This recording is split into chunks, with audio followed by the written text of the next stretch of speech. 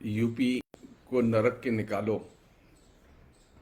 UP को नरक से निकालो के एपिसोड में आज हम लोग बातचीत करेंगे कि वहाँ शिक्षा, खास तौर पर स्कूली शिक्षा,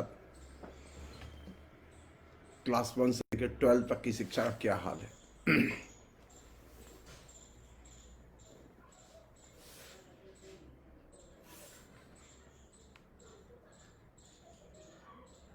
और शिक्षा की पूरी व्यवस्था को कैसे योगी और मोदी ने मिलकर ध्वस्त किया है और वे फिर किस तरह से इस पूरे के पूरे शिक्षा के ध्वस्तीकरण को अफवाहों के बाजार के जरिए वे गर्म किए हुए हैं।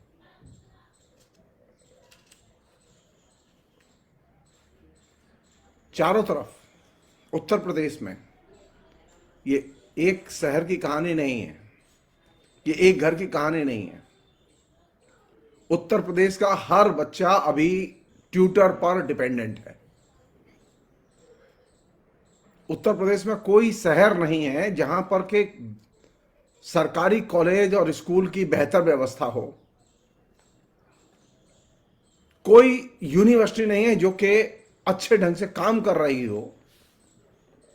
पूरा का पूरा सिस्टम राम भरोसे।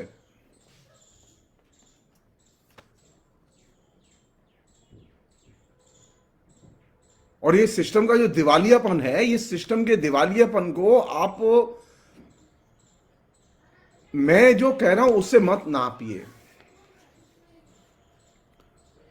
योगी के मंत्रालय ने विभिन्न मंत्रालयों में जो काम पिछले 1 साल में हुआ है, उस 1 साल के कामकाज की समीक्षा स्वयं पिछले 4 साल में जो काम हुआ है उसकी समीक्षा स्वयं मुख्यमंत्री और उनके द्वारा बनाई गई कमेटी ने की है।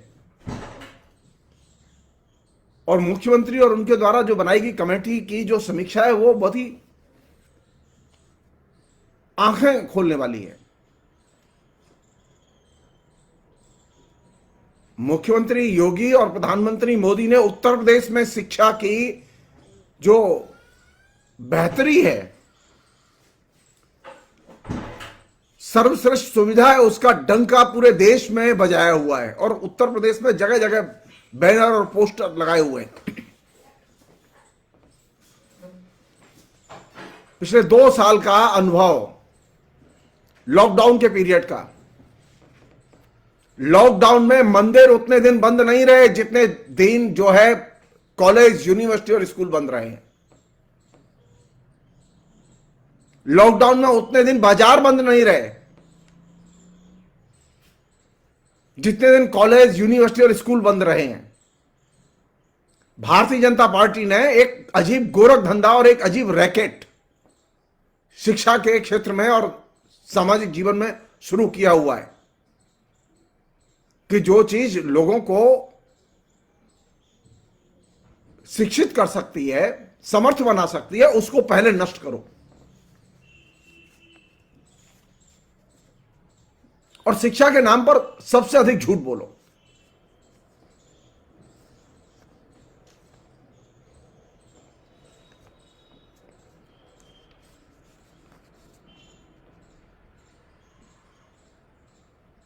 लास्ट ईयर की स्थिति ये रही है, यानी 2020-21 की स्थिति ये रही है, ये स्वयं मुख्यमंत्री के द्वारा जो बनाई गई जो रिव्यू कमेटी है जिसने विभिन्न मंत्रालयों के कामकाज की समीक्षा की है, वो कह रहे हैं ना, ईमानदार और दमदार। उत्तर प्रदेश का नेतृत्व ईमानदार रहा है और दमदार रहा है। मोदी का नेतृत्व, योगी का नेतृत्व ईमानदार रहा है और दमदार रहा है। तो हम ईमानदारी और दमदारी की परीक्षा करना चाहते हैं कि वे ईमानदारी और दमदारी के साथ में सिर्फ ये बता दें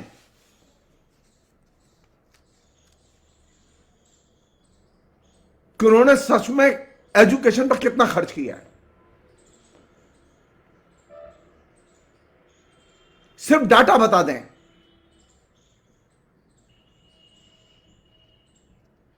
जो अखबारों में खबरें छन के आई हैं वो खबरें ये हैं कि उत्तर प्रदेश में योगी सरकार ने और मोदी सरकार ने और इससे भी ऊपर आरएसएस की सरकार ने, जो आरएसएस सबसे ज्यादा संस्कृति के क्षेत्र में काम करने का दावा रखता है और शिक्षा के क्षेत्र में काम करने का दावा करता है, उसका फ्रॉड आप इससे समझ सकते हैं कि उत्तर प्रदेश की सरकार के बजट का मुश्किल से 1/3 हिस्सा जो बजट में आवंटित है, बजट में आवंटित धनराशि का मुश्किल से 1/3 हिस्सा योगी सरकार खर्च कर पाई।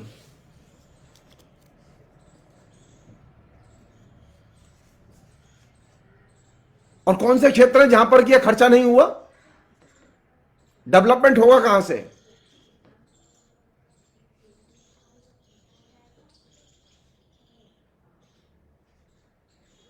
चिकित्सा।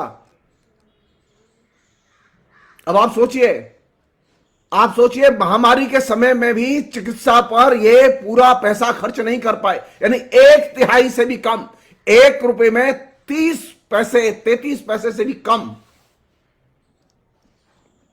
जो आवंटित है। एक तो पहले ही आवंटित कम है, लेकिन जो आवंटित है उसमें भी 1/3 से भी कम चिकित्सा, शिक्षा, शहरों में रोजगार,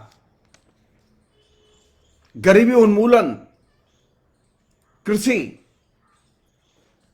अल्पसंख्यक समाज के कल्याण जैसे विषयों के लिए आवंटित पैसे में से 1/3 से भी कम पैसा योगी मोदी सरकार ने उत्तर प्रदेश में खर्च किया है। यानी 70% से ऊपर पैसा बिना खर्च किए रह गया।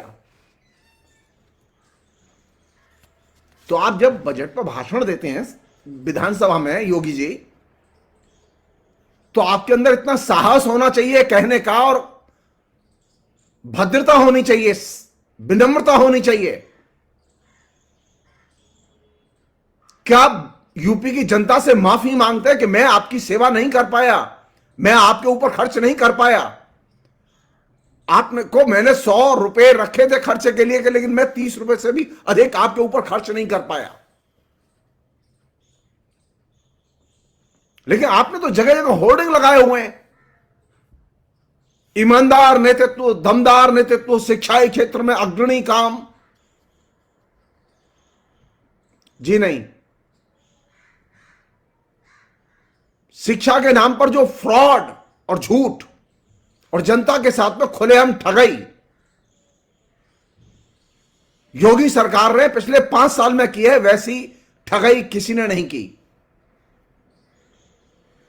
यह तो मंत्रालय की जो समीक्षा समिति है उसकी रिपोर्ट है, जो मुख्यमंत्री ने स्वयं बनाई।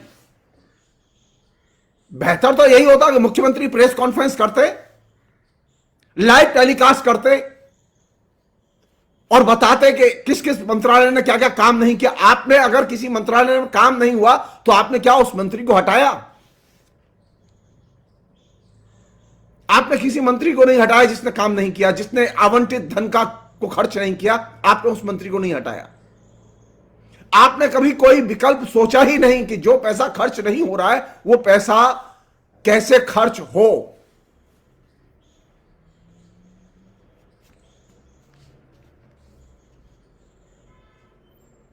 मसलन आप जानते थे कि मिड डे मील वाला पैसा खर्च नहीं होगा क्योंकि स्कूल नहीं खोल रहे हैं, लेकिन यह पैसा विद्यार्थियों तक तो पहुंचना चाहिए। क्या आपने विद्यार्थियों तक यह पैसा पहुंचाने की कोशिश की? आप जियो का ही एक मोबाइल फोन 1000 रुपए का खरीद के विद्यार्थियों के पास पहुंचा देते, वो कम से कम क्लास करते।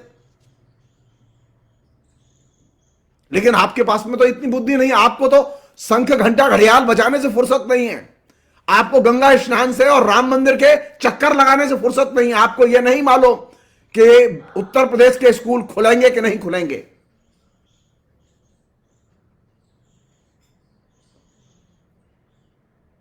उत्तर प्रदेश में अधिकतर समय स्कूल बंद चल रहे हैं।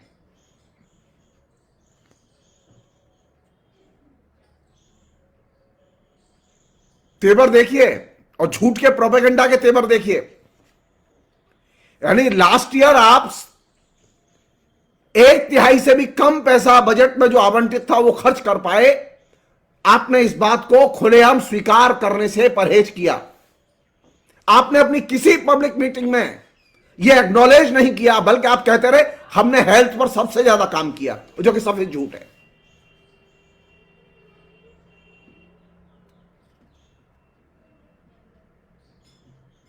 आपने हेल्थ पर जो आवंटित था वही खर्च नहीं किया, और वह महामारी के समय खर्च नहीं किया। उल्टा जनता से बेशुमार पैसा वसूली की गई है।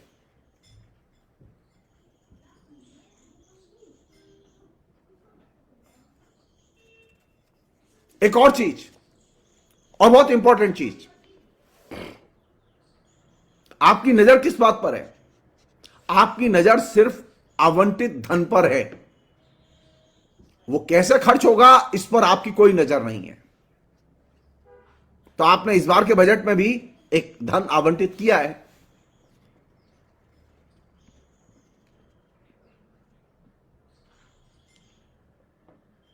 पिछली बार भी यूनिफॉर्म के लिए धन आवंटित किया गया था,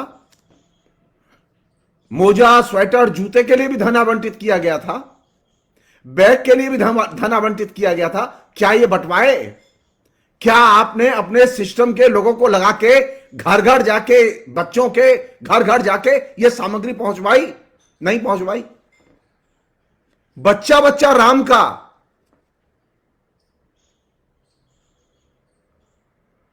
राम का बच्चा तो चाहिए झंडा उठाने के लिए, लेकिन बच्चे के घर में बैग पहुंचे, जूता पहुंचे, स्वेटर पहुंचे, किताब पहुंचे, इसमें कोई दिलचस्पी नहीं है आपकी।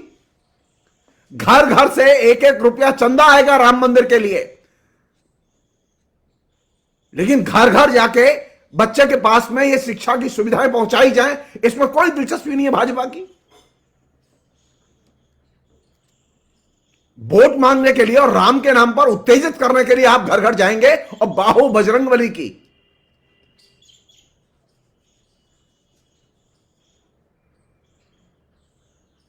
ये बजरंगबली जो आपने जो बाहुबली तैयार किए हैं नीचे, ये किस काम के हैं? ये खाली बंदरों की फौज जो आपने इकट्ठी की है, ये किस काम की है?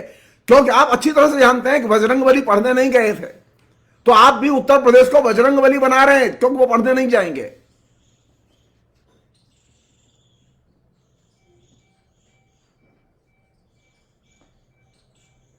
ये सवाल तो उठेगा कि घर घर जाके राम मंदिर के लिए चंदा वसूली के लिए तो लोग निकले, यहां तक के कोरोना पीरियड में भी निकले, लेकिन घर घर जाके बच्चों के लिए मोजा, स्वेटर, जूते, यूनिफॉर्म, इसकी सप्लाई तो नहीं हुई। घर घर जाके इस बात की देखभाल तो नहीं हुई कि बच्चों की क्लास नहीं हो रही है। अधिकतर बच्चे क्लास नहीं कर पाए, क्योंकि उनके पास में ऑनलाइन क्लास करने की सुविधा थी नहीं। तो आप मिड डे मील का पैसा था और दूसरे मत से पैसा लेके आप बच्चों को एक मोबाइल फोन बांट सकते थे, लेकिन आपने नहीं किया। आपने पैसा लैप्स करने दिया, बजट में आवंटित पैसा आपने खर्च ही नहीं किया, और अब आपको वोट चाहिए। योगी जी और मोदी जी, उत्तर प्रदेश की जनता कह रही है enough is enough.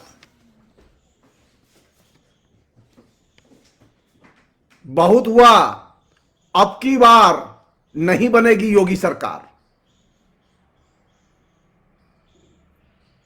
Uttar Pradesh के बच्चे पिछले 2 साल से क्लासेज नहीं कर रहे हैं, न कॉलेज के, न यूनिवर्सिटी के, न स्कूलों के। सब काम हो रहे हैं, कोरोना में सारे काम हो रहे हैं, सिर्फ क्लासेस नहीं हो रही हैं। क्यों नहीं हो रही क्लासेस? अगर आपको इतना ही डर था कि क्लासेस होने से कोरोना फैल सकता है, तो आप क्लास में पढ़ने वाले विद्यार्थी के घर घर जाके आपने टीकाकरण क्यों नहीं किया? अभी भी यूपी में टीकाकरण पूरी तरह से सक्सेसफुल नहीं रहा है। एक बड़ा हिस्सा है जो कि जिसके पास अभी तक टीके नहीं पहुंचे हैं। किसकी जिम्मेदारी बनती है ये? आप स्कूल खोलेंगे नहीं, टीका लगाएंगे नहीं, बाजार चलेंगे, आपकी रैली चलेगी, लेकिन स्कूल, कॉलेज, यूनिवर्सिटी खोलने की कोई जरूरत नहीं है। और तो और सबसे जो दुखद चीज है वो ये कि आपके पास में कोई किसी भी किस्म की चिंता या दुख व्यक्त करने की क्षमता नहीं है। मैं आपकी जगह मुख्यमंत्री होता तो मैं कम से कम 6 बार माफी मांगता बच्चों से कि मैं आपकी क्लास नहीं करवा पा रहा हूं।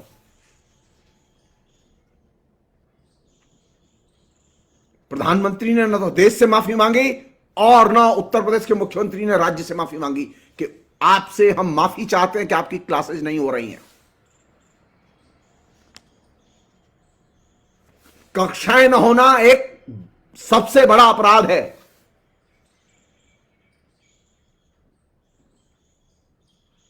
शिक्षा व्यवस्था को ध्वस्त करना सबसे बड़ा अपराध है। किसी की हत्या करने से भी बड़ा अपराध है, क्योंकि आप पूरी जनरेशन को नष्ट कर रहे हैं और इस अपराध से आप बच नहीं सकते। पूरे उत्तर प्रदेश में आपने ऑनलाइन परीक्षा के नाम पर मास चीटिंग हुई है, बड़े पैमाने पर नकल हुई है। सोचिए, मैं एक सिर्फ आंकड़ा दे रहा हूं जिससे कि आप उस स्थिति का अंदाजा लगाएं कि आपकी गुणवत्ता, आप शिक्षा में कहां हैं। जो भारत के राज्यों में शिक्षा की स्थिति है उसमें उत्तर प्रदेश सबसे निचले राज्यों में है। और हेकड़ी देखिए, कैंपेन देखिए, योगी के पोस्टर, विकास के पोस्टर दिल्ली में मिलेंगे, कर्नाटक में मिलेंगे, आंध्रा में मिलेंगे।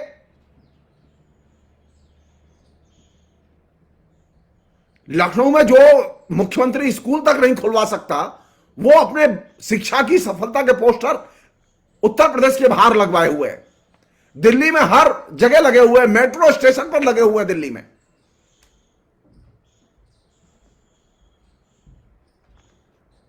दो 2016-17 की जो स्कूली शिक्षा की गुणवत्ता की जो रिपोर्ट है उसमें उत्तर प्रदेश, ये मैं आपको कोरोना के पहले की बात जानबूझ के कह रहा हूं मैं, क्योंकि आप बहाना करते कोरोना में हम ऊपर कैसे जाते। कोरोना के पहले आप ऊपर गए थे, आप ऊपर थे। यूपी सबसे नीचे था। किनके साथ था? यूपी, बिहार, तेलंगाना और झारखंड।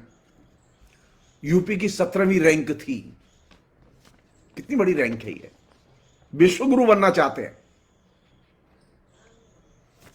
और सबसे, मैं क्यों कह रहा हूं ये, 2018 में जो बोर्ड की परीक्षाएं हुई, आपने कैसा उत्तर प्रदेश तैयार किया? शिक्षित उत्तर प्रदेश तैयार किया या ऐसा प्रदेश तैयार किया जो कि परीक्षा देना ही नहीं चाहता? ये कैसे विद्यार्थी तैयार किए गए जो कि परीक्षा ही नहीं देना चाहते? 2018 में यूपी बोर्ड की परीक्षा में 10 लाख से अधिक विद्यार्थियों ने परीक्षाएं छोड़ दी। क्यों? क्योंकि आपने नकल के खिलाफ मुहिम चलाई थी। और वही विद्यार्थी जब ऑनलाइन परीक्षाएं हुई तो 100% अटेंडेंस, 100% सफलता। यानी आपने एक ऐसा उत्तर प्रदेश और एक ऐसा नौजवान तैयार किया है जो सिर्फ नकल करने में विश्वास करता है। तो बच्चा राम का और शिक्षा के नाम पर नकल करेगा, राम की नकल की खाएगा, नकल की पिएगा, नकल का जिएगा और जय श्री राम करेगा। सारे बच्चों को फेक डिग्री दी जाएगी, बिना पढ़े डिग्री दी जाएगी। सोचने लायक बात है कि 2018 में 10 लाख के करीब विद्यार्थियों ने परीक्षा से अपने को विड्रॉ किया। और जो उत्तर पुस्तिकाएं जांची गई, उन उत्तर पुस्तिकाओं को भी जांचने का तरीका इतना थर्ड ग्रेड था कि उस पर हजारों किस्से अखबारों में छपे। और तो और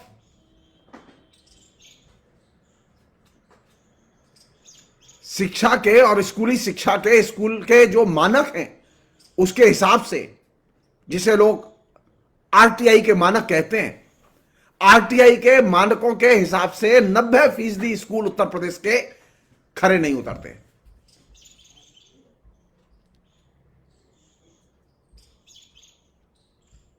और ये जो नरेंद्र मोदी की जो सबको शिक्षा, अच्छी शिक्षा का जो नारा है और इसकी जो योजना है, इसका तो उत्तर प्रदेश में एकदम भट्टा ही बैठ गया है।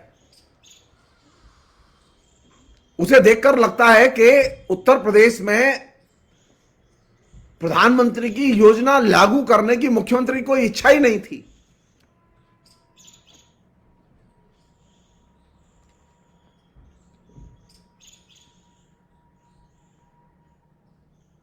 बल्कि संक्षेप में अगर मैं कहूं तो योगी के आने के बाद शिक्षा के बजट में लगातार कटौती होती रही है, और जो आखिरी कटौती हुई है वो 191 करोड़ रुपए की हुई है। शिक्षा के क्षेत्र में क्या आपने इतनी तरक्की कर ली है? क्या सबको पढ़ाई लिखाई के साधन इस तरह से मुहैया करा दिए कि आपको कटौती की जरूरत पड़ रही है? वास्तविकता यह है कि आप खर्च ही नहीं करते, ऊपर से जो प्रावधान है उसमें कटौती कर रहे हैं।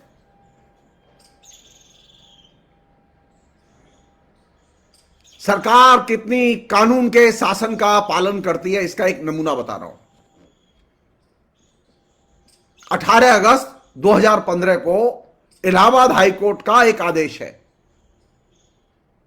वो आदेश यह है कि जो सरकारी कर्मचारी हैं वे सरकारी कर्मचारी अनिवार्यतः अपने बच्चों को सरकारी स्कूल कॉलेज में भर्ती कराएंगे और पढ़ाएंगे, और जो सरकारी कर्मचारी सरकारी स्कूलों में अपने बच्चों को पढ़ने नहीं भेजेंगे उनको कड़ी से कड़ी सजा दी जाएगी। हम पूछना चाहते हैं, योगी जी आपकी ठोकों की पॉलिसी का क्या हुआ? आपने किसी सरकारी कर्मचारी को ठोका कि तुमने सरकारी ऑफिस में नौकरी करते हुए अपने बच्चे को सरकारी स्कूल में पढ़ने नहीं भेजा? अदालत ने इस आदेश का पालन करने के लिए 6 महीने का समय दिया था। योगी जी आपको 5 साल मिले। आप 2017 से 16-17 से आप यहां शासन में हैं, आपको 5 साल मिले। यह आदेश पहले से था, आपने लागू नहीं किया। और तो और आपके यहां शिक्षक और छात्र के बीच का जो रेशो है वो कितना खराब है, मैं उम्मीद करता हूं कि आप जानते होंगे। लेकिन मैं ये उम्मीद करता हूं कि आप इसके बारे में बोलेंगे नहीं, क्योंकि आप झूठ बोलने में विश्वास करते हैं। और जब मैं कहता हूं कि मुख्यमंत्री और प्रधानमंत्री झूठ बोलने में विश्वास करते हैं, तो इसका सच यह है कि वहां शिक्षा की उन्नति नहीं हुई है, अवनति हुई है।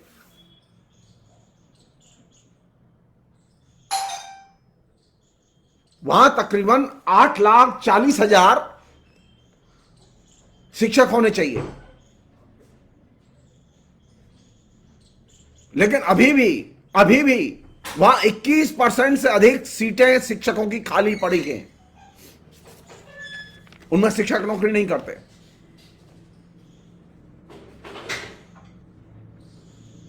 यूपी एक ऐसा राज्य है जहां पर कि बच्चे कायदे से बच्चों को सुरक्षा देना सरकार का काम है, बच्चों को स्कूल पहुंचाना सरकार का काम है। लेकिन बच्चे वहां स्कूल नहीं जाते, बच्चे बल्कि श्रम की मंडी में जाते हैं, वहां बाल श्रम करते हैं। बच्चे अपना श्रम बेचते हैं, जो कि क्राइम है। जो लोग बाल श्रम का शोषण और दोहन करते हैं, आपने कभी उनको रोका तो नहीं? आपने कभी किसी के खिलाफ एक्शन नहीं लिया कि भाई तुम अपने यहां चाइल्ड लेबर क्यों रखे हुए हो?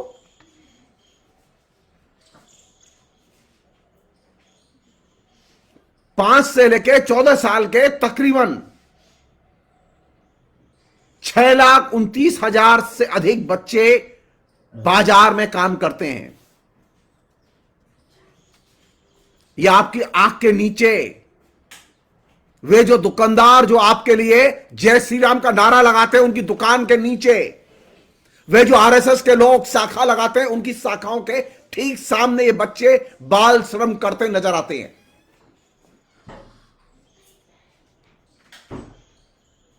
लेकिन आपको कभी इसे देख के लज्जा नहीं आती?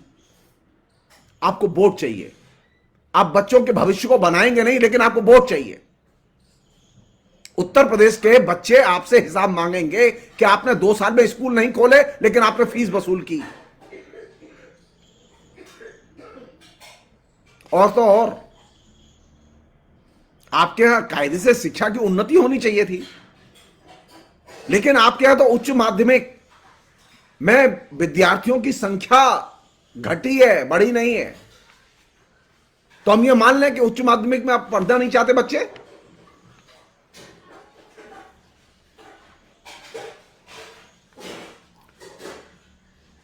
प्री नर्सरी से लेकर 12वीं तक नामांकन में 60% तक की गिरावट आई है।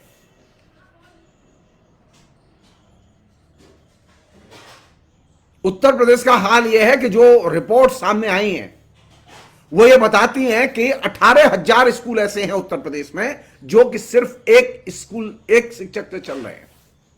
वो एक शिक्षक पीर बवर्ची भिस्ती खत सारे काम करता है, वो पढ़ाता भी है, वो स्कूल भी खोलता है, वो झाड़ू भी लगाता है, वो बच्चों का सारा देखभाल भी करता है।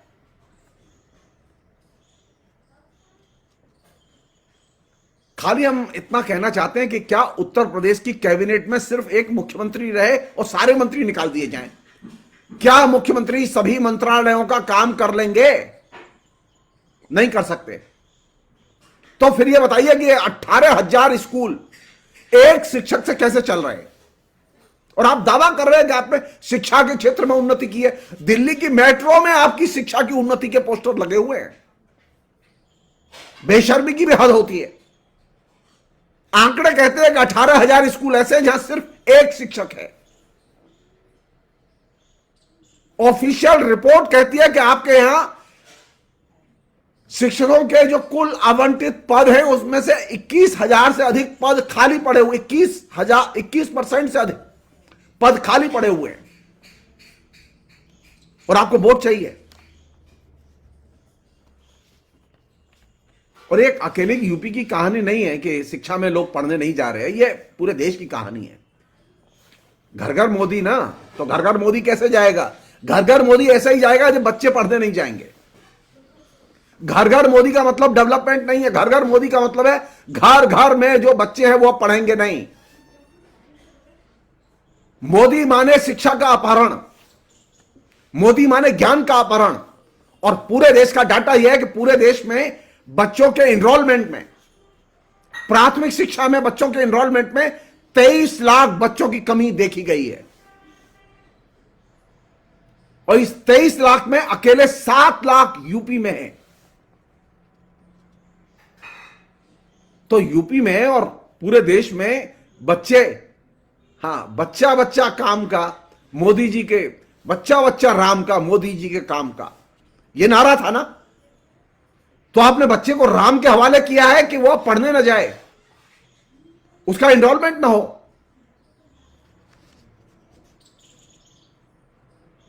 और साक्षरता की हालत क्या है आपके उत्तर प्रदेश में? आपकी सारी चिंताएं, सारी योजनाएं, सारी भावनाएं गांव के किसानों को लेकर हैं, गांव के परिवारों को लेकर है। आपको गांव का वोट चाहिए। आपने गांव में शिक्षा का और साक्षरता का प्रसार नहीं किया है, बल्कि आपने दलालों की कल्चर का प्रसार किया है। और दलालों की कल्चर जो गांव में फैली है उसने कितनी बड़ी क्षति की है इसकी हम कल्पना नहीं कर सकते। यहां बैठ के कल्पना नहीं कर सकते, दिल्ली में बैठ के।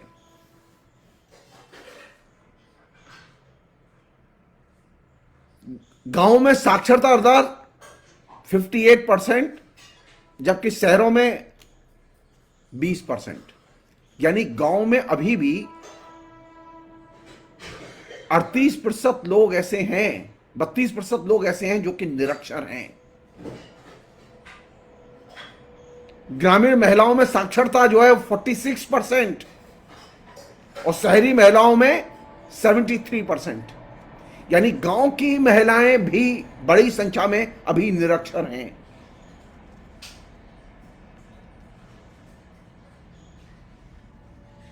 अब आप बताइए कि आपको वोट क्यों दिया जाए जब शिक्षा का यह हाल है, स्कूलों का यह हाल है कि वहां स्कूलें बनी नहीं और स्कूलों में प्रॉपर शिक्षा की व्यवस्था नहीं हुई।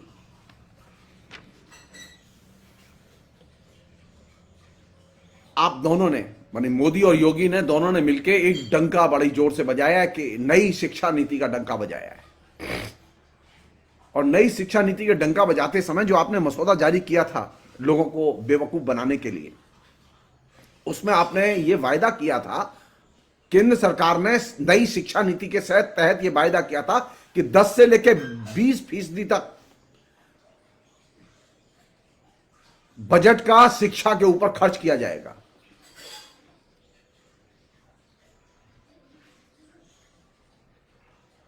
यह मत कहिएगा कि मैं क्या जानूं मोदी जी ने जो किया है। जी नहीं, आप भी मोदी जो कर रहे हैं उसके लिए जिम्मेदार, और जो आप कर रहे हैं उसके लिए मोदी जिम्मेदार हैं। आप दोनों एक दूसरे के एक सिक्के के दो पहलू हैं, मोदी और योगी। आपका जो कार्यकर्ता नीचे करता है उसके लिए भी आप जिम्मेदार हैं, और आपकी पुलिस का एक कांस्टेबल भी अगर अपराध करता है तो उसके लिए भी आप जिम्मेदार हैं, क्योंकि आप मुख्यमंत्री हैं।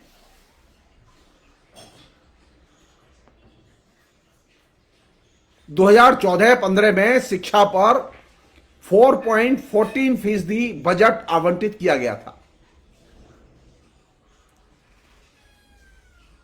जो सन 2019-20 तक आते आते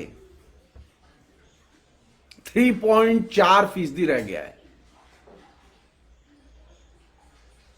इसका अर्थ यह है कि, और कोरोना पीरियड में तो खैर जय श्री राम हो ही रही है, इसका अर्थ यह है कि मोदी सरकार बजट में कोई नया आवंटन शिक्षा के क्षेत्र में बढ़ाने नहीं जा रही। तो आपने लोगों से झूठ बोला कि आप नई शिक्षा नीति के आने के बाद, मोदी की शिक्षा नीति के आने के बाद में 10 से 20% तक बजट का खर्च करेंगे।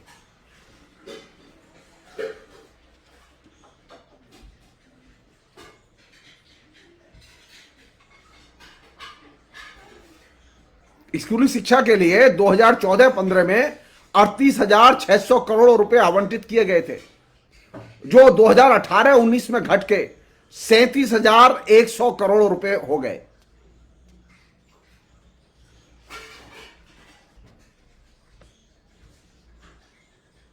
एक और फ्रॉड, कैंपेन फ्रॉड, मिशन प्रेरणा के नाम से लॉन्च किया गया कि 75 जिलों में 1.1 लाख से अधिक विद्यालय खोले जाएंगे। यानी 1 लाख से अधिक विद्यालय खोलने का आपने फैसला किया। 3.5 लाख से अधिक शिक्षक और 1.2 करोड़ छात्र इनरोल किए जाएंगे। हम पूछना चाहते हैं, क्या इसमें से आप 50% भी काम कर पाए? जी नहीं। जमीनी हकीकत इसका उत्तर ना में देती है। आखिर में इंपॉर्टेंट चीज वो ये कि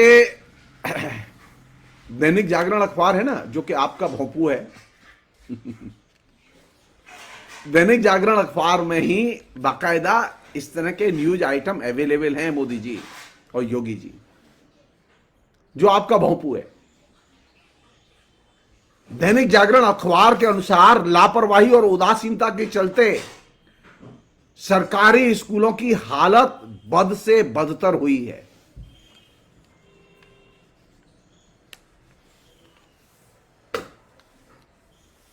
अब एक दूसरा पहलू, यह तो रही शिक्षा की बात, इसलिए आपको वोट नहीं दिया जाना चाहिए क्योंकि आपने स्कूली शिक्षा को तबाह किया है। हायर एजुकेशन पर हम अलग से एपिसोड करेंगे और बात करेंगे। आपने बदले में क्या दिया है उत्तर प्रदेश की सरकार ने, भारतीय जनता पार्टी ने उत्तर प्रदेश की जनता के लिए, उत्तर प्रदेश को बदले में सिर्फ अफवाह, अफवाह और सिर्फ अफवाह,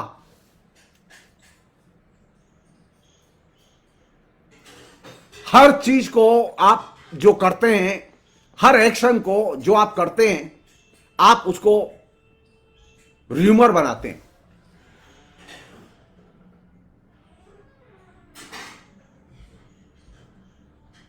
पिछले दिनों एक घटना घटी, एक वेबसाइट आई जिसमें टेस्ट लिया गया, टेस्ट के पैसे लिए गए, बाद में मालूम पड़ा वो वेबसाइट सरकारी थी ही नहीं।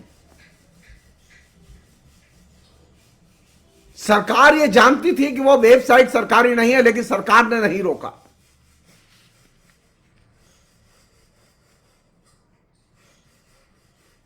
तो उत्तर प्रदेश में पिछले 5 साल में योगी ने कौन सा काम किया है? मैं सिर्फ एक ही बात कहना चाहता हूं, अफवाह और अफवाह फैलाने का काम किया है। और जो अफवाह फैलाने वाली बात है, उसका एक सबसे बड़ा कारण क्या है कि अफवाह का मतलब यह है कि आप लोगों के अंदर अविश्वास पैदा करते हैं। तो आपने अविश्वास पैदा किया किस पर? विपक्ष पर अविश्वास पैदा किया, झूठ बोलकर। कांग्रेस के प्रति अविश्वास पैदा किया, झूठ बोलकर। सपा के प्रति अविश्वास पैदा किया, झूठ बोलकर। और इसके लिए आपने किसका सहारा लिया? अफवाह, अफवाह और सिर्फ अफवाह। यह अविश्वास आपने व्यक्तियों के प्रति पैदा किया, आपने संगठनों के प्रति पैदा किया, यहां तक कि आपने विचारधाराओं के प्रति भी पैदा किया।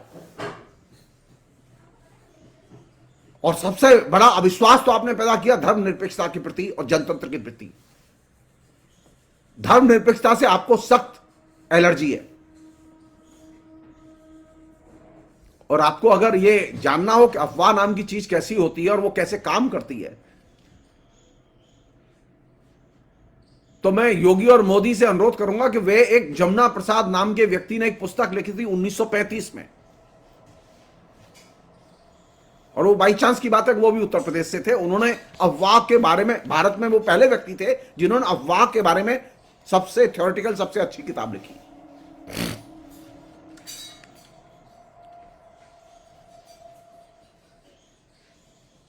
मोदी और योगी की कार्यशैली का ये कॉमन फिनोमिना है कि वे किसी भी चीज को प्रचारित करने के लिए पहले अफवाह में कन्वर्ट करते हैं। और सब लोग जानते हैं अफवाह जल्दी फैलती है, सच जल्दी नहीं फैलता, र्यूमर जल्दी फैलती है। हमारे यहां स्थिति यह है कि भारत की, जिसका कि फायदा उठा रहे हैं ये लोग, भारत में कोई हिंदुस्तान का विभाग ऐसा नहीं है शिक्षा का जहां अफवाह का या र्यूमर का अध्ययन किया जाता हो। अलग से विभाग नहीं है। गीता का अध्ययन हो सकता है, रामायण का अध्ययन हो सकता है, अफवाह का अध्ययन नहीं हो सकता। जिस देश में सबसे ज्यादा अफवाह फैलाई जाती हो, वहां तो कायदे से अफवाह का अध्ययन होना चाहिए। आप याद कीजिए, आप याद कीजिए अफवाह फैला के कितना नुकसान होता रहा है। महाराष्ट्र में एक सन्यासी की हत्या हो गई अफवाह के नाम पर, कि बच्चों का अपहरण करके ले जा रहा था, और कोरोना काल के दौर में ही एक सन्यासी की हत्या हो गई।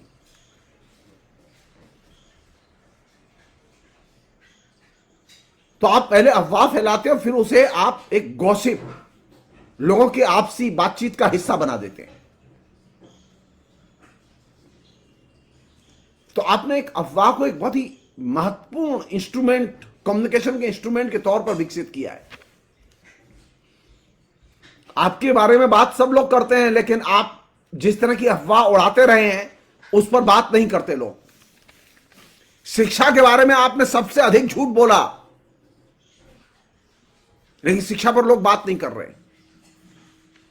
बीजेपी के व्हाट्सएप ग्रुपों के जरिए लगातार अफवाह का प्रचार होता रहता है, लेकिन उस पर बात नहीं कर रहे। इसलिए मेरा कहना यह है कि अगर आपको यूपी में योगी को और मोदी को परास्त करना है, तो अफवाह के कॉन्सेप्ट को लगातार चर्चा के केंद्र में लाना चाहिए। बल्कि लोकतंत्र को बचाना है तो आपको अफवाह से बचाना होगा। लोकतंत्र के लिए सबसे बड़ा खतरा।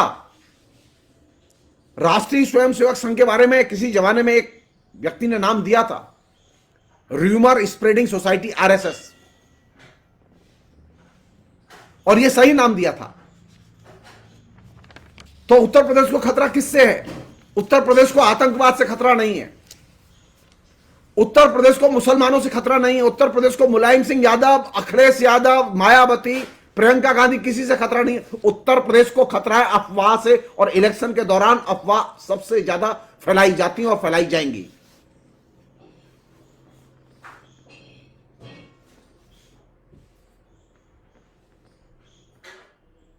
अभी कृष्ण जन्माष्टमी के अवसर पर मथुरा में जिस तरह की अफवाहें गर्म थीं, अखबार अभी भूले नहीं हैं, अखबारों में छपी हुई हैं। कौन फैला रहा था ये अफवाह? अफवाह फैलाने वालों को आपने पकड़ा? अफवाह लिखने वालों को आपने पकड़ा? नहीं। आप तो आतंकवाद का षड्यंत्र रचते हुए आपको खबर मिल जाती है और घर से आप 4 मुस्लिम लोगों को उठा लेते हैं और यूएपीए में बंद कर देते हैं। लेकिन आपको अफवाह फैलाने वाले आज तक एक आदमी नहीं मिला जिसको कि आपने पकड़ के बंद किया हो।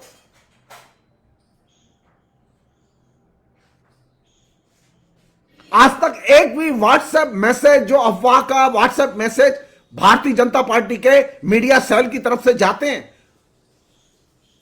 उनमें से किसी व्यक्ति की गिरफ्तारी नहीं हुई। ये बुल्ली ऐप, जो मुस्लिम महिलाओं को सरेआम बेचने वाला ऐप, ये क्या था? ये अफवाह का ऐप ही तो था। किसने पकड़ा? महाराष्ट्र की पुलिस ने पकड़ा। आपको पकड़ने की फुर्सत नहीं है। आपने तो अफवाह को एक जेनर, एक विधा, एक बाकायदा एक महत्वपूर्ण प्रचार के उपकरण के तौर पर विकसित किया है।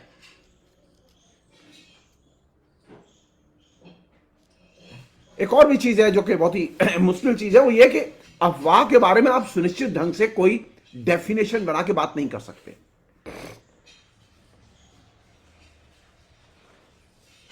हर क्षेत्र में अफवाह को लेकर अलग अलग किस्म का आपको उसकी परिभाषा को लेकर अंतर मिलेगा, इसलिए उसके बारे में कोई एक सुनिश्चित एक डेफिनेशन बना के काम नहीं कर सकते।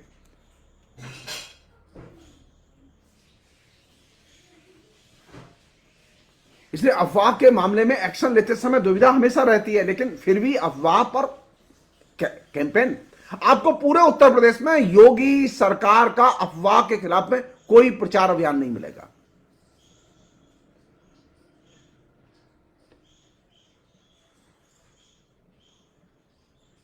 हम लोगों की आदत रही है अफवाह में और र्यूमर में रहने की, तो हमारी इस आदत का बीजेपी ने पॉलिटिकली दुरुपयोग किया है। होता है ना कि अगर कोई लड़का लड़की से बात कर रहा है तो उन्हें लगता है अच्छा इसका अफेयर होगा। अरे लड़का लड़की सामान्य तौर पर भी बात कर सकते हैं, इसमें अफेयर कहां से आ गया बीच में? स्त्री पुरुष सामान्य तौर पर बात कर सकते हैं, इसमें अफेयर कहां से आ गया बीच में? लेकिन हिंदुस्तान में पहले से एक जमीन बनी हुई है कि अगर लड़का लड़की आपस में बात कर रहे हैं तो जरूर कोई ना कोई उनके बीच में अफेयर होगा, और ये फिर र्यूमर के तौर पर, अफवाह के तौर पर मोहल्ले में ये खबर चल निकलती है।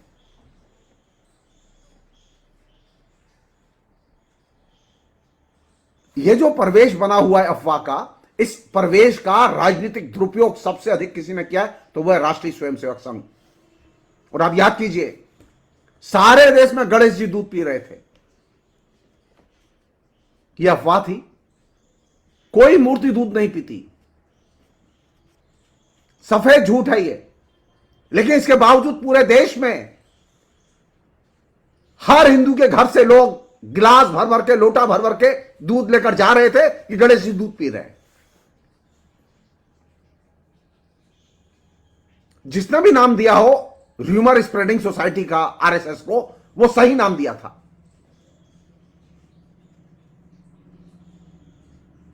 अफवाह का एक और भी रूप है जो कि प्रचलन में है। मैं इसलिए इसका जिक्र कर रहा हूं क्योंकि अब जिसे विवाहेतर संबंधों को लेकर भी अफवाह खूब सबसे ज्यादा उड़ती है।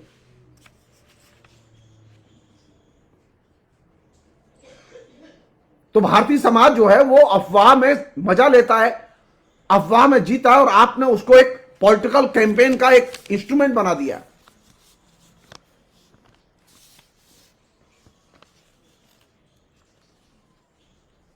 अफवाह के लिए जो इफेक्टिव हो उसके लिए जरूरी, अभी क्यों मैं ये चुनाव के समय अभी अफवाहें उड़ेंगी, अभी अफवाहें उड़ाई जाएंगी, आपको अफवाह से सावधान रहना होगा।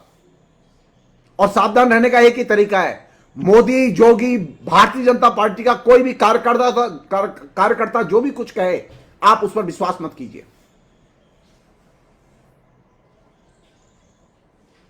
क्योंकि वे इस समय तरह तरह की अफवाह उड़ा के वोट हासिल करने की कोशिश करेंगे।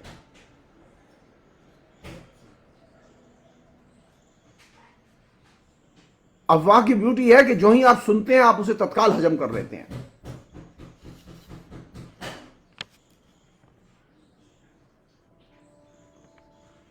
और अफवाह अगर आएगी तो फिर ग्रुप डिस्कशन भी होंगे, अफवाह की व्याख्याएं भी होंगी। मैं जब मथुरा में था, मेरे यहां मजदूर काम कर रहे थे, वो कह रहे थे, अरे गुरुजी, ईदगाह मस्जिद में तो जन्माष्टमी के दिन कृष्ण की मूर्ति पधराई जाएगी, ये खबर है पक्की। अब आप सोचिए, वो खबर कहीं अखबार में नहीं है, किसी मीडिया में नहीं है, लेकिन वह व्यक्ति गांव के अंदर रहता है, लेकिन उसे ये अफवाह उस तक पहुंच गई। पहुंचाने वाले कौन लोग हैं? जिन लोगों ने यह अफवाह फैलाई कि ईदगाह मस्जिद के अंदर कृष्ण मूर्ति धराई जाएगी, यह अफवाह, उनमें से उन लोगों को गिरफ्तार किया गया नहीं, किसी को नहीं पकड़ा गया। तो कोशिश यह होनी चाहिए कि अफवाह पर आप विश्वास न करें। नरेंद्र मोदी और योगी, इन दोनों की ब्यूटी है कि ये इस अस्त्र का जब संकट में होते हैं तो सबसे अधिक इस्तेमाल करते हैं। कई बार यह भी होता है कि अफवाह की वजह से घटना घटित हो जाती है, आपने झूठ बोला, घटना घटित हो गई।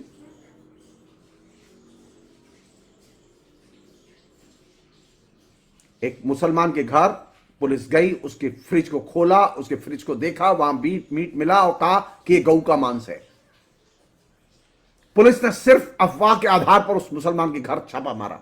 बाद में मालूम पड़ा कि वो गऊ का मांस नहीं था, वो व्यक्ति निर्दोष था, लेकिन आपने पूरे देश में कैंपेन कर दिया। कौन नहीं जानता उस घटना को? कौन नहीं जानता उन तमाम लोगों को जो 13 14 साल तक जेल में बंद रहे और 14 साल के बाद में ये पता चला कि वे सिर्फ अफवाह के बेसिस पर गिरफ्तार कर लिए गए थे और आतंकवादी घोषित कर दिए गए थे।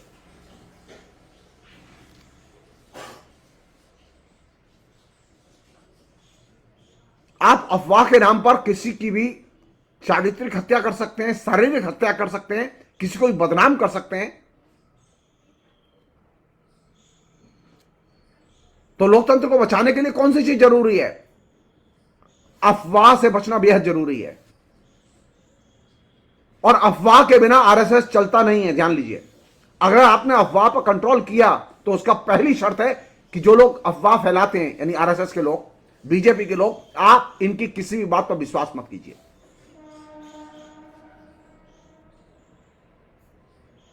क्योंकि ये कभी सच नहीं बोलते।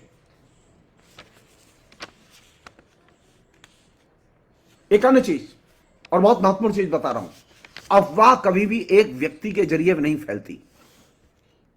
अफवाह हमेशा सामूहिक प्रयास के जरिए संप्रसारित होती है। अफवाह को फैलाने वाला अगर कोई संगठित गिरोह न हो तब तक अफवाह नहीं फैलती। भारतीय जनता पार्टी ने बाकायदा एक संगठित गिरोह के तौर पर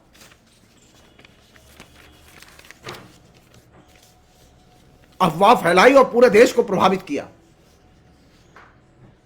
यह अफवाह ही है कि राम जी का जन्म अयोध्या में हुआ था, यह अफवाह सत्य नहीं है। सुप्रीम कोर्ट ने वे तमाम कागज नहीं माने जो यह कहते थे कि राम का जन्म अयोध्या में ही हुआ है। यह अफवाह थी कि बाबर ने राम का मंदिर तोड़ा था, और यह अफवाह 30 साल तक, 40 साल तक चलती रही। सुप्रीम कोर्ट में आरएसएस के लोग सिद्ध नहीं कर पाए कि बाबर ने राम का मंदिर तोड़ा था। सुप्रीम कोर्ट के जजमेंट पे लिखा हुआ है ये।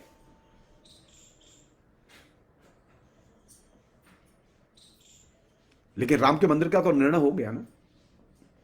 तो अफवाह को में ये शक्ति होती है कि वह सामूहिक प्रयास से चलती है, वो कभी इंडिविजुअल प्रयास से अफवाह का जन्म नहीं होता। अफवाह की यह भी खूबी होती है कि वह रियल जैसी लगे। अगर अफवाह या र्यूमर रियल जैसी नहीं लगेगी, यथार्थ जैसी नहीं लगेगी, तो आप उसे स्वीकार नहीं करेंगे। लोगों को लगता था कि हां अयोध्या है तो अयोध्या में राम पैदा हुए होंगे, क्योंकि किताबों में लिखा हुआ है। ये कह रहे हैं कि बाबर ने राम का मंदिर तोड़ा होगा, तो जरूर बाबर ने राम का मंदिर तोड़ा होगा। लेकिन सुप्रीम कोर्ट में 70 साल तक मुकदमा चलने के बावजूद, हजारों डॉक्यूमेंट्स पेश करने के बावजूद, राष्ट्रीय स्वयंसेवक संघ के लोग, बीजेपी के लोग यह प्रूव नहीं कर पाए कि बाबर ने राम का मंदिर तोड़ा था। लेकिन अयोध्या में राम हुए थे, यह बात यथार्थ जैसी लगती है। तो अफवाह की खूबी है कि वह जब स्वीकृत होती है तो वह यथार्थ जैसी प्रतीत होती है, लेकिन यथार्थ होती नहीं है। वह अर्थपूर्ण भी लगे। तो लोगों को लगता था अगर अयोध्या में राम का मंदिर नहीं बनेगा तो क्या पाकिस्तान में बनेगा?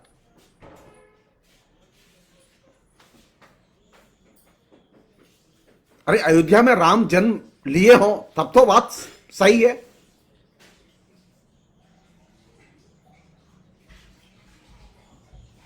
तो जो लोग अफवाह फैलाते हैं, जो क्या फैलाई जाएंगे इलेक्शन के टाइम पर,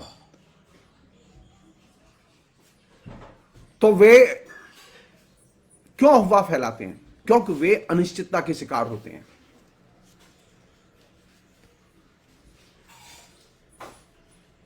अनिश्चितता के अगर शिकार ना हो तो अफवाह फैलाने की जरूरत ना पड़े।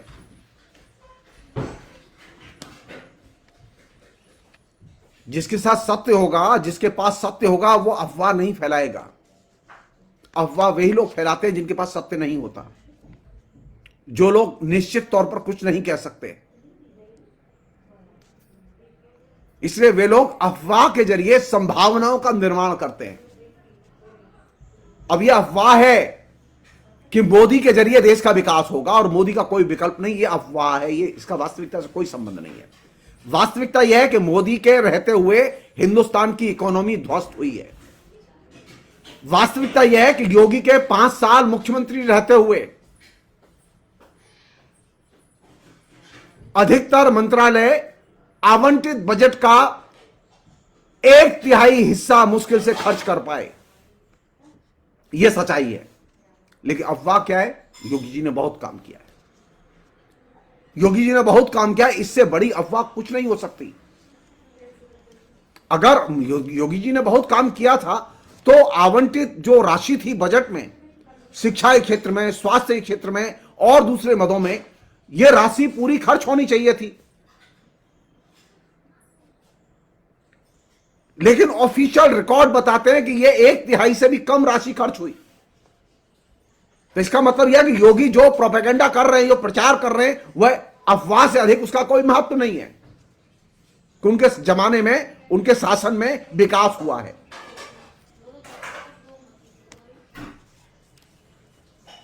एक स्टेज ऐसी भी आती है कि लोग अफवाह को ही तथ्य मानने लगते हैं, जबकि अफवाह तथ्य नहीं होता। अब लोगों के दिमाग में है कि हां मोदी काम कर रहे हैं, लेकिन मोदी क्या काम कर रहे हैं पूछा जाना चाहिए तो वो कहते हैं हमें नहीं मालूम जी, लेकिन मोदी काम कर रहे हैं। क्यों? क्योंकि उसके दिमाग में अफवाह भर दी गई है। योगी काम कर रहे हैं, यह अफवाह भर दी गई है। अफवाह की परख, अफवाह की कसौटी जीवन की सच्चाई है, तथ्य हैं। तथ्य पूछे जाने चाहिए। तथ्य बताते हैं कि योगी ने, अनेक मंत्रालयों ने उनके 1/3 से भी कम पैसा बजट में जो आवंटित था वो खर्च किया।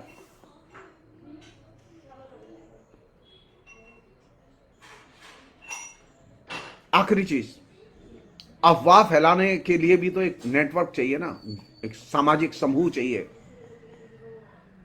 बीजेपी क्यों ताकतवर है? बीजेपी इसलिए ताकतवर नहीं है कि बीजेपी के पास में कोई बहुत बढ़िया प्रोग्राम है, बहुत बढ़िया कोई लीडरशिप है, नहीं। बीजेपी इसलिए ताकतवर है क्योंकि उसके पास में एक बहुत अच्छा संगठन है जो कि अफवाह फैलाने में मास्टर है।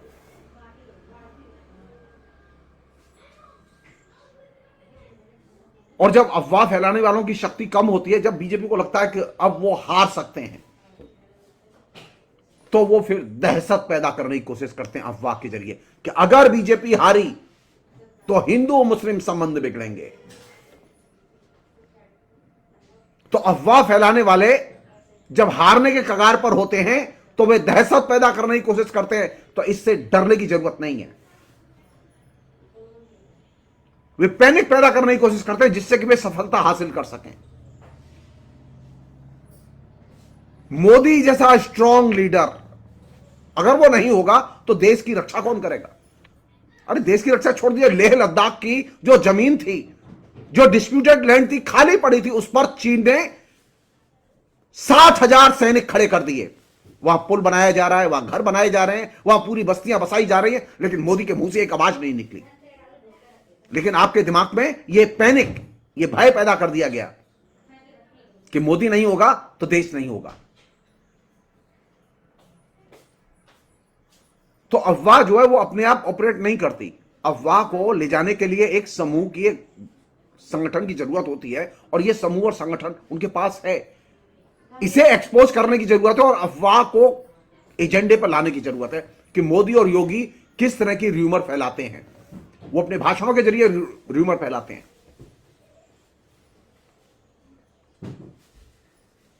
हमारे यहां मीडिया से सूचनाएं उतनी नहीं जाती जितनी अफवाह के जरिए सूचनाएं जाती हैं। मीडिया कम सूचनाएं देता है, अफवाह के जो चैनल्स हैं वे ज्यादा सूचना देते हैं। अब उनमें व्हाट्सएप चैनल जो है सबसे पावरफुल चैनल है। तो जो लोग अफवाह में रहते हैं और अफवाह में जीते हैं और अफवाह को शेयर करते हैं, र्यूमर, वे लोग हमेशा संशय और दुविधा में रहते हैं, डरे हुए रहते हैं।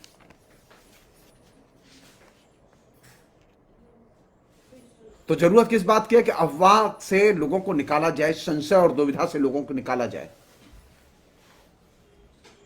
सच्चाई को जानने परखने के लिए लोगों को मजबूर किया जाए कि लोग सच्चाई जानें। जो लोग अफवाह फैलाते हैं उनकी एक दिक्कत और भी रहती है कि वे लगातार धमकी का काम करते हैं। अफवाह क्या करती है? धमकी का काम करती है। अगर यह बात नहीं मानी गई तो यह हो सकता है।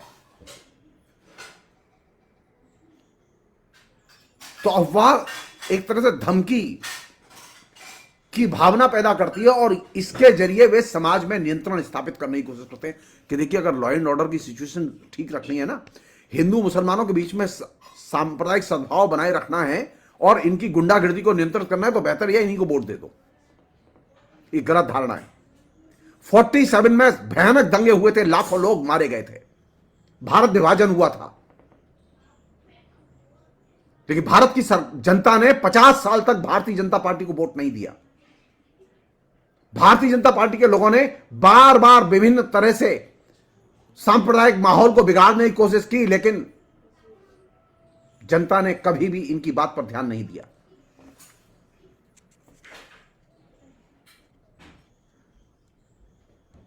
तो किसके जरिए सांप्रदायिक सद्भाव स्थापित हुआ? लोकतंत्र के जरिए स्थापित हुआ, धर्मनिरपेक्ष वातावरण के जरिए स्थापित हुआ, न कि बीजेपी के शासन के जरिए। बल्कि अब उल्टा हुआ है कि बीजेपी का शासन पिछले 7 साल से पूरे देश में जिस तरह से आया है और 5 साल से यूपी में जिस तरह से आया है, उसने सामाजिक विभाजन को, सामाजिक नफरत को, धार्मिक विभाजन को और ज्यादा विस्तारित किया है।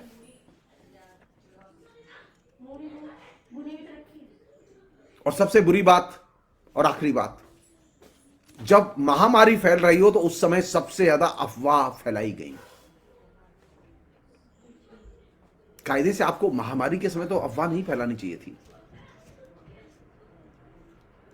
तो महामारी के समय अफवाह फैलती हैं, जिस समय लोग दूसरे विकल्पों की खोज करते हैं। यानी ये अफवाह ही है, ये र्यूमर ही है कि आप योग से कोरोना ठीक कर सकते हैं। इससे ज्यादा बोगस चीज कुछ नहीं हो सकती। इससे बड़ा अफवाह और र्यूमर कोई नहीं हो सकता कि वैक्सीनेशन के बाद में आपको कोरोना नहीं होगा, लेकिन यह अफवाह फैलाई गई। अब रिजल्ट आ रहे हैं ना। मध्य प्रदेश का सर्वे सामने आया जो भास्कर अखबार ने किया है कि जितने लोगों को अभी ओमिक्रॉन हुआ है उनमें से बड़े पैमाने पर ऐसे लोग हैं जिनको 2-2 वैक्सीन लग चुकी थी। इसका मतलब है वैक्सीनेशन का मतलब वायरस से मुक्त होना नहीं है, लेकिन आपने अफवाह फैलाई। तो कहने का मतलब यह कि मोदी और योगी के कैंपेन का, प्रचार अभियान का और साइबर प्रचार अभियान का जो कि अभी ये दौर चल रहा है, अफवाह एक बहुत महत्वपूर्ण एलिमेंट है। इससे सावधान रहने की जरूरत है। बिना इसको ध्यान में रखे आप लोकतंत्र की रक्षा नहीं कर सकते। वे अफवाह के जरिए कोई भी थ्रेट पैदा कर सकते हैं, असुरक्षा पैदा कर सकते हैं, अनिश्चितता पैदा कर सकते हैं और आपके वोट का अपहरण कर सकते हैं। इसलिए अफवाहों पर ध्यान न दें। भारतीय जनता पार्टी के लोग जो कहते हैं उस पर एकदम कान न दें, और आपके सामने जो सच है उसे जानें और देखें। आपके सामने सच है कि बाजार खुले हुए हैं लेकिन स्कूल नहीं खुले हुए। आपके सामने सच है कि मंदिर खुले हुए हैं लेकिन कॉलेज नहीं खुले हुए। और यह एक ऐसी सच्चाई है, इससे पता चलता है कि भारतीय जनता पार्टी और आरएसएस और मोदी और योगी ये मिलके सुनियोजित ढंग से युवाओं को शिक्षा से वंचित करना चाहते हैं। कोरोना फैल सकता है तो बाजार बंद कर दो। व्यापारियों का दबाव है, बाजार नहीं बंद कर सकते, लेकिन मास्टरों का दबाव नहीं है इसलिए स्कूल बंद कर सकते हैं। छात्रों का दबाव नहीं है इसलिए स्कूल बंद कर सकते हैं। क्यों बंद कर सकते हैं आप? आपके कैबिनेट के मंत्रालय खुले हुए हैं, प्रधानमंत्री का प्रधानमंत्री कार्यालय खुला हुआ है, वहां तो कोरोना का कोई संकट नहीं है। स्कूल में और कॉलेज में ही संकट क्यों आएगा? क्यों नहीं ऐसी व्यवस्था हो सकती? कॉलेज और स्कूल और यूनिवर्सिटी खोले, नॉर्मल फंक्शन करें। कोई मंदिर बंद नहीं हो सकता, कोई चर्च बंद नहीं हो सकता, कोई मस्जिद बंद नहीं हो सकती। गंगा स्नान, यमुना स्नान, कुंभ स्नान, गंगा सागर स्नान, ये सब बंद नहीं हो सकते, लेकिन स्कूल और कॉलेज और यूनिवर्सिटी बंद हो सकते हैं। इसका मतलब यह है कि आप हिंदुस्तान को एक जाहिल और अनपढ़ हिंदुस्तान में कन्वर्ट करना चाहते हैं, और यही वह बुनियादी वजह है जिसकी वजह से आपको वोट नहीं दिया जाना चाहिए, बीजेपी को वोट नहीं दिया जाना चाहिए। आपसे फीस ली गई लेकिन आपके बच्चों को पढ़ाई का मौका नहीं मिला। आपकी फीस माफ नहीं की गई, आपके बच्चों की फीस माफ नहीं की गई।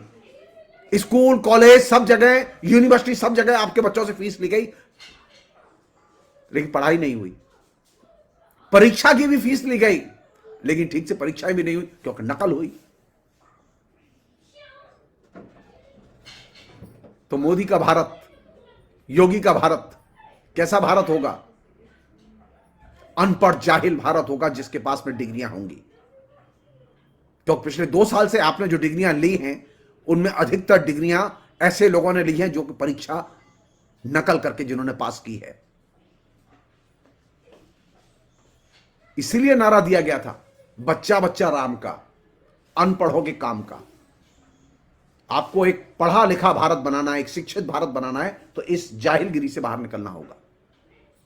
बिना इस जाहिलगिरी से बाहर निकले आप यूपी को नरक बनने से नहीं रोक सकते। यूपी नरक में न जाए, इसकी पहली शर्त है इलेक्शन में इस समय सबसे ज्यादा चौकसी की जरूरत है। अफवाहों पर ध्यान न दें। भारतीय जनता पार्टी के लोग जो कुछ भी कह रहे हैं वो सब झूठ बोल रहे हैं, और इस समय तो झूठ की एक तरह से बाढ़ आई हुई है। उसको चुनौती की तरह लिया जाना चाहिए, क्योंकि अफवाहें लोकतंत्र को मजबूत नहीं करती। अफवाहें अपराधियों को मजबूत करती हैं, गुंडों को मजबूत करती हैं, दलालों को मजबूत करती हैं, और अफवाहों से देश कमजोर होता है, लोकतंत्र कमजोर होता है, प्रोग्रेस नहीं होती, प्रगति नहीं होती, डेवलपमेंट नहीं होता। उत्तर प्रदेश में पिछले 5 साल में डेवलपमेंट के नाम पर एक उद्योग नहीं खुला जिसमें 5,000 मजदूर काम करते हो। तो मुझे नहीं चाहिए ऐसी सरकार जो अपने बजट के 30% हिस्से को भी खर्च न कर पाए। मुझे नहीं चाहिए ऐसी सरकार। फिलहाल इतना ही, अगली बार फिर अगले नए विषय पर। बहुत बहुत शुक्रिया, थैंक यू।